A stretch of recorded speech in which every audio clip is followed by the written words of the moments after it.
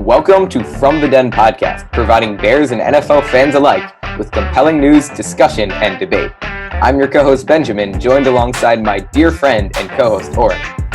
Hey Benjamin, let's get right into it. As always, kickoff starts now. All right, Oren, let's get right into it. Who should be blamed for the failure of the Bears season, or just general disappointment as they did go 8-8? Well, there's so many different reasons for why they went 8-8 and why their offense was so bad and why their defense regressed. But their offensive side, it all stems from the offensive line. They were unable to run the ball. David Montgomery averaged only 3.7 yards per attempt, which is not very good. Tariq Cohen averaged 3.3 yards per attempt in 2019. But you could say maybe the running backs are not great. But in 2018, he averaged the offensive linemen were not great. But in 2018, he averaged 4.5 yards per attempt, which means he played a lot worse with the offensive line in 2019. Okay, Oren, I have a rebuttal to your point, but before I say that, I just want to make clear, I actually agree with what you're saying here. But what do you have to say to those who say, well, maybe just Tariq Cohen and David Montgomery weren't playing very well? How are you going to blame the offensive line for their inabilities? Well, even if Tariq Cohen and David Montgomery weren't playing well, you can look at the stats, which I'll show you in a few seconds. The offensive line, when it came to pass protection, they were not very good. They were poor. So all around, the offensive line, obviously in the pass protection, they didn't play well. And maybe the running backs didn't play well in general, but you could tell by the way Montgomery was playing and Cohen was playing, they were getting stopped right at the offensive, right at the line of scrimmage. They had nowhere to go. You could tell that Montgomery was fighting for every yard he could. Yeah. I definitely agree with that. I mean, it's kind of a miracle in some aspects that Montgomery didn't average negative yards. Seriously. Mm-hmm. And also, if you look at it, the Bears were 6th to last in the NFL in rushing yards, 4th to last in the NFL with rushing yards per attempt. Now, in all of that, and in 2018, this year, the Bears allowed the 12th most sacks in the NFL with 45. But in 2018, the Bears led up the 9th least amount of sacks with 33. So obviously, they were letting up too many sacks this year. Trubisky had no time to throw the ball. In 2019, the Bears gave up the 13th worst sack rate in the NFL, which was 7.3%. But in 2018, the Bears had the 7th best sack rate, which was 6%. Also, according to Football Outsiders, in 2018, the Bears had the 7th best pass protection. But in 2019, the Bears had the 21st best pass protection in the NFL. Trubisky had no time to throw the ball. He was constantly getting sacked. You can't throw the ball if you're going to get sacked. If you have pressure in your face, the ball's going to be thrown a bit too far to the left, a bit too far to the right. And also, it's a lot harder for a quarterback to do well if there's no running game. They don't have to rush that many players because they don't really have to worry about there being a real... Okay, Oren. Well, I don't deny that the offensive line was bad. Are you going to just defend all of Trubisky's mistakes? I can show you plenty of examples of where the offensive line was doing fine and Trubisky still delivered a bad throw. So are you really going to make all of the Bears' bad things that happened in 2019? Are you really going to blame it entirely on the offensive line? No, it wasn't entirely on the offensive line. Not entirely, but Trubisky would have had a better year if he had the protection he had last year. Because not only if he had the pass protection, he would have more time. Obviously, a quarterback does better with more time. Second of all, any quarterback does better with a run game. Because if there's a run game, the defense has to stack more people in the box, which means that there's less defenders to guard the receivers, which means it's easier for a receiver to get open. So it may not all be the offensive line, but all in all, it all stems into the offensive line. And if they play better, the offense may not have been the best in the NFL. I'm not arguing that, but they would have at least been close to what they were last year. Fine. I can agree with that. Okay, my turn. You got something else to say, Oren? No, you can go. All right, so to your point of saying that it all stems back to blank, and your example was the offensive line, I would like to say it really all stems back to Coach Matt Nagy, that I really wanted to like, and I really did like in 2018, but in 2019, he just made plenty of mistakes that were inexcusable for me. And I think the big problem with Coach Matt Nagy is that he does not know how to adjust to his personnel. If you look at a guy like Kyle Shanahan, when he was in Atlanta coaching for Matt Ryan, he made Matt Ryan, an above-average quarterback at best, into a literal MVP. And then when he goes to San Francisco, instead of trying to make Jimmy Garoppolo into that same MVP-type player, he recognizes that they have 3 running backs and instead implements that scheme. So a little bit But of I a would, tangent there, but what I'm saying is Matt Nagy came from a scheme in Kansas City where he was scheming for Mahomes and even Alex Smith, who I would say is better than Trubisky, and he's trying to make Trubisky into one of those type of players by having him throw 40, 50 passes a game, which is not the Chicago offense and frankly never has been. you're right. But what I would say against that is last year and this year, Trubisky has been given so many different opportunities. Matt Nagy's tried to make it so easy for him. And maybe it comes to the point that it may appear that Matt Nagy's making bad calls. But what happens if it is Trubisky? What happens if it is the offensive line? What happens if it is the receivers and tight ends and running backs? Well, there are even more things than just the Trubisky problem. Also, you were talking about the offensive line. How come suddenly from 2018 to 2019 they got so much worse? They decreased so much. What I think is that they were just generally undisciplined. You look at how many penalties they took in 2019.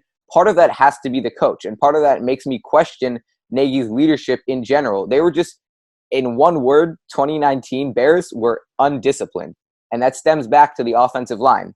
And that stems back to Matt Nagy. I agree with what you're saying about they're undisciplined, but I'm not really sure that it's Matt Nagy's fault. You can tell that he made a few mistakes here and there, but I heard that there was a rumor that that Matt Nagy had to take out 25%. He only had 25% of his playbook. Yeah, I know that, but who else's fault would it be then? Trubisky, because Trubisky is unable to read the defense. Okay. I am not sitting here defending Trubisky in any way. I recognize that Trubisky is not a great quarterback, but you saw what happened in 2018. Under the right circumstances, Trubisky can deliver, and he can lead a team, or at least partially lead a team, to be 12-4. But for some reason, Matt Nagy was trying to scheme differently for Trubisky in 2019, trying to give him a step up, which I guess I understand. But clearly, he should have recognized 4 games in, like, he was so stubborn and refused to change his game plan throughout that entire season when it was clear that adjustments needed to be made. Another example is that in certain games, the I formation was working better when Matt Nagy implemented it, and it was opening up holes for David Montgomery. But still, at the start of the next game, he would still stick to his old scheme. I think that's goes to my point again, that Nagy is stubborn and he doesn't know his personnel very well. I do agree with most of what you're saying, but also against the Chargers, which is a team that had, I think, the 6th or 7th worst record this year, the Bears lost, and I get they lost by a field goal, but no team should have lost to the Chargers unless they are really bad, and the Bears aren't that bad. And what happened in the Chargers game is that Nagy kept running the ball. I think he handed off 28 times. Montgomery had a great game. It seems more like Matt Nagy has tried everything. He tries to run the ball a bit, and it doesn't work. And I agree that he should be running the ball more consistently because the Bears do better when they run the ball often. But that's not really Matt Nagy's scheme. Well, there's a difference. That's what I'm saying. His scheme isn't running the ball, and that's what I think the problem is. I'm not saying he should be running it. He should be giving Montgomery 50 carries either. But I think he's a smart enough coach, or I hope he's a smart enough coach, to be able to to be able to play to Trubisky's strengths and put in I formations and formations that work for Montgomery's needs. I'm not saying he should just hand off the ball. Like, giving Montgomery 30 handoffs a game isn't going to just solve the problem if you don't coach the offensive line better. Like, you still have to scheme better. Okay, so I have a quote from Ryan Pace that says, Matt talks all the time about the importance of the tight end position to our offense. So clearly it's such a relevant... That's ridiculous. That's ridiculous. No, he thinks that it's very, very, very important. But it seemed like the Bears' top tight end this year in receiving was J.P. Holtz with 91 yards, which was 68th in the NFL. And the Bears had the 31st most yards this year.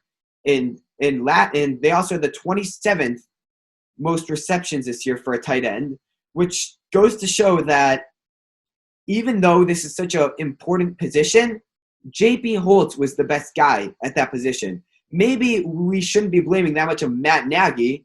Instead of, maybe it should be the tight ends keep getting injured. Trubisky not throwing to the tight ends. Maybe it's the fact that Nagy wants to do these things. So you're saying that Nagy was doing all he could, and it's the own player's fault? Not always, but also it comes down to the point that Matt Nagy may not have thrown to his tight ends as much. He may not have called plays for his tight end as much. But obviously the tight end is such an important position in the Matt Nagy offense that I feel like there should have been more production out of it. There's no way that you can take the tight end. Trey Burton was a big disappointment this season also. I agree. Trey Burton was. Adam Shaheen was. It came down. Okay, Adam Shaheen is just garbage. I am sorry, but yeah, he cannot block for his life, and he cannot catch for his life, and that was a bad pick. And they could have taken George Kittle, I'm pretty sure. At least I know he was taken in the same round as George Kittle, and that will forever sting. Yeah. But not as much as Deshaun Watson or Mahomes. That's a completely different topic for a different day. But I would say is that the tight end position was not great. If you look at the other Matt Nagy offenses, it stems all from Andy Reid. Andy Reid is Travis Kelce. What's it called? The Eagles coach. Okay. This just goes back to what I was saying at the very beginning on my long tangent about Kyle Shanahan. Let's say you put in a guy like Kyle Shanahan who realizes that the Bears have not great tight ends. Maybe he wouldn't. Kyle Shanahan or whoever this coach is who's able to adjust to his personnel better than Nagy does, he would change his offense instead of just keep continually trying to incorporate tight ends, and then they do badly, and then people like you blaming the tight ends instead of blaming Nagy for not recognizing that the tight ends are bad and trying to do a different offense. I get it that he should have played the tight ends less, but my point is that it comes to a point that their production was so low that the top tight end was 68th in the NFL in receiving. Yeah, I understand. That's a problem. I'm not saying they shouldn't fix that problem. Just bottom line, and then I'll be done. It all stems back to Nagy because although the Bears weren't perfect, although Trubisky wasn't perfect, I believe that if Nagy had created a more disciplined team and had schemed better for the players that he had, they could be legitimately make it far into the playoffs and even in Super Bowl contention. But I'm not even going to say that because that's crazy to think about. So yeah, that's my bottom line, and I think I'm done for there. If you enjoyed this episode of From the Den, please remember to subscribe, comment, and like this video. Or, if you're a Packers fan, remember to dislike and leave a nasty comment. Click the links on the screen to access additional content.